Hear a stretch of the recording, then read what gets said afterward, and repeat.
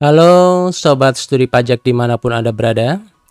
Kembali lagi di video bersama dengan channel Studi Pajak. Kali ini kita bahas bagaimana aspek PPh pasal 21 atas JHT, jaminan hari tua, yang lagi ramai di media belakangan ini.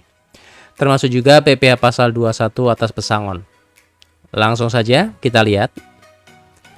Nah, akan kita bahas PPh pasal 21 atas pesangon, JHT, jaminan hari tua, THT, tunjangan hari tua, dan uang tebusan pensiun yang dibayar sekaligus. Nah, untuk uang pesangon, rekan-rekan, ini penghitungannya seperti ini. Ya, untuk uang manfaat pensiun, tunjangan hari tua, atau jaminan hari tua, ini rumusnya seperti ini. Apa bedanya uang pesangon dan uang JHT? Ya, atau JHT. Nah, kalau pesangon itu, rekan-rekan, itu yang membayarkan adalah pemberi kerja atau perusahaan. Tapi kalau jaminan hari tua itu dari dana pensiun atau dari BPJS Ketenagakerjaan. Kalau JHT itu adalah program dari BPJS Ketenagakerjaan. Nah, kita lihat. Kalau uang pesangon yang dibayarkan oleh pemberi kerja itu penghasilan bruto sampai dengan 50 juta itu tarifnya 0%. 50 sampai dengan 100 juta 5%. 100 juta sampai dengan 500 juta itu 15%, dan di atas 500 juta adalah 25%.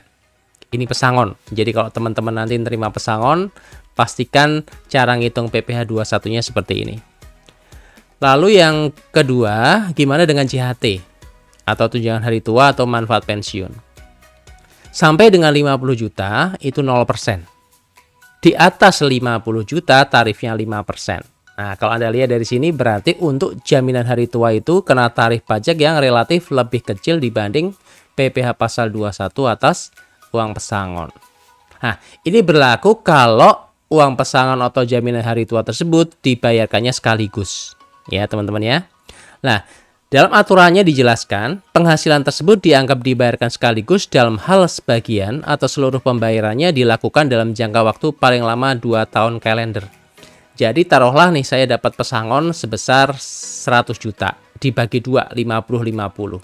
Kalau pembayarannya dalam tempo tahun ini dan tahun depan itu masih dianggap seperti sekaligus. Gitu ya. Jadi jangka waktu 2 tahun kalender, bukan 2 tahun ya, tapi 2 tahun kalender, tahun ini dan tahun depan.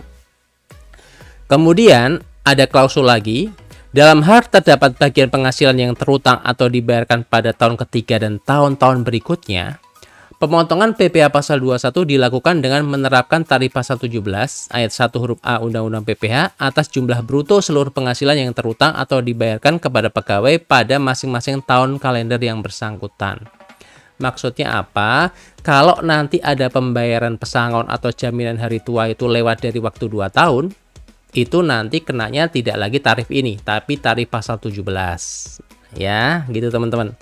Nah, ada kalanya itu jaminan hari tua atau pesangon itu dibayarkannya sebagian dulu. Ketika karyawan sudah masih bekerja, dia memasuki masa persiapan pensiun dapat taruhlah 30%. Sisanya nanti dibayarkan ketika dia benar-benar pensiun. Nah, itu kan dibayarkan 2 kali. Nah, itu aspek perpajakannya adalah untuk pembayaran lebih dari tahun ketiga, itu kenanya tidak tarif ini, tapi tarif pasal 17. Oke, langsung kita lihat aja contohnya. Nah, ini untuk pesangon, teman-teman. Contoh, Yuda menerima pesangon yang dibayar sekaligus dari pemberi kerja sebesar 110 juta pada Mei 2021. Berapa PPh 21 final yang harus dipotong?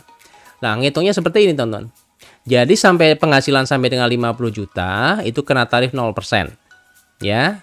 Kemudian 50 juta sampai dengan 100 juta yaitu 50 juta kena tarif 5%.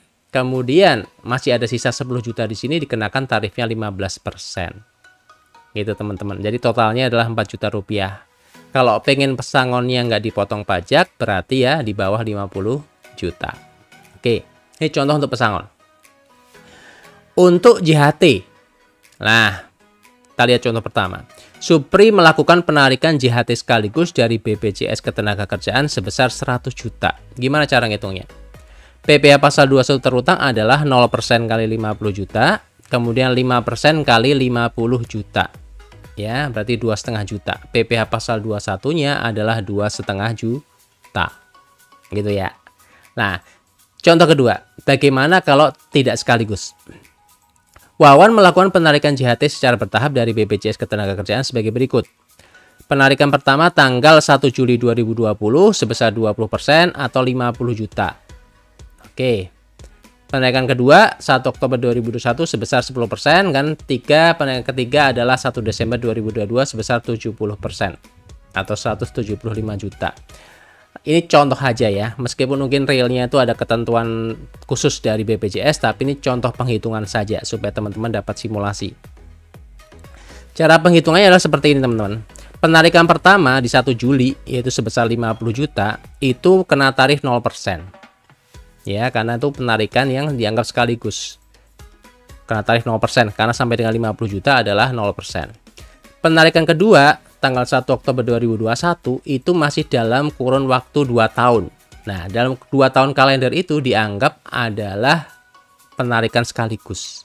Sehingga atas penarikan sebesar 10% atau 25 juta itu kena tarifnya adalah di atas tarif yang 0%, berarti tarif 5%. Jadi kenanya adalah 5% kali 25 juta, yaitu 1.250.000. Penarikan ketiga tanggal 1 Desember 2022 sebesar 70% atau 175 juta. Nah, ini sudah tahun ketiga. Ya, udah 2022, udah melebihi 2 tahun. Ketika sudah melebihi 2 tahun, tahun ketiga di sini yang dipakai adalah tarif pasal 17. 175 juta berarti pajaknya adalah 5% kali 60, kemudian 15% kali 115. Kok tarifnya gitu Pak? Ya ingat teman-teman, tahun 2022 itu udah pakai tarif Undang-Undang HPP ya. Tarif 5% sampai dengan 60 juta, kemudian 60 juta sampai dengan 250 juta itu kenanya tarif 15%. Nah, sehingga di penarikan ketiga pajaknya itu adalah sebesar 3 juta ditambah 17.250, yaitu 20.250. Ya, 20.250.000. Nah, teman-teman ingat, yang bersifat final itu kalau PPh pasal 21-nya atas pesangon atau JHT yang dibayar sekaligus. Berarti yang penarikan kedua dan penarikan yang pertama tadi sifatnya final. Untuk yang ketiga, sifatnya sudah tidak final. Oke, demikian contohnya. Semoga bermanfaat. Sampai jumpa lagi di video berikutnya.